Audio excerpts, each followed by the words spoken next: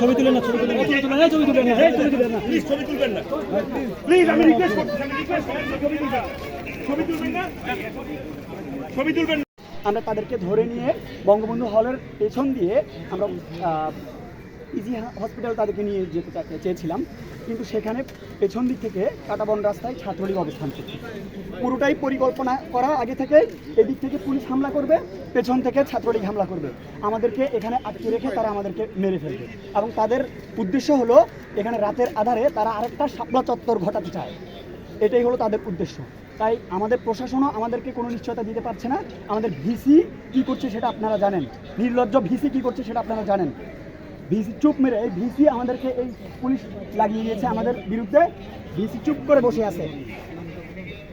আমরা এখন সবাই শঙ্কার মধ্যে আছি আমরা বেঁচে থাকবো কিনা।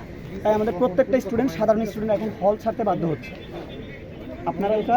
আপনারাই দেশের বিবেক, আপনারাই এটা মানুষকে দেখাবেন, পুরো দেশকে দেখাবেন, এটাই আমার বিশ্বাস। ধন্যবাদ সবাই।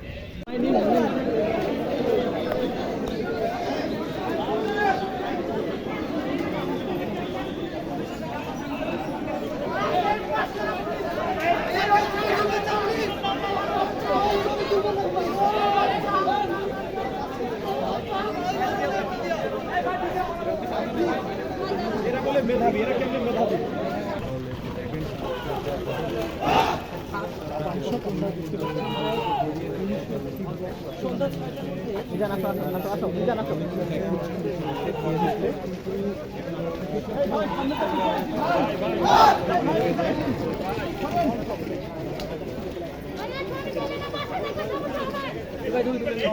ছবি তুলেন না, ছবি তুলেন না, ছবি তুলেন না, ছবি তুলেন না, ছবি তুলেন না, প্লিজ ছবি তুলবেন না, প্লিজ আমি রিকোয়েস্ট করছি, ছবি তুলবেন, ছবি তুলবেন না, ছবি তুলবেন।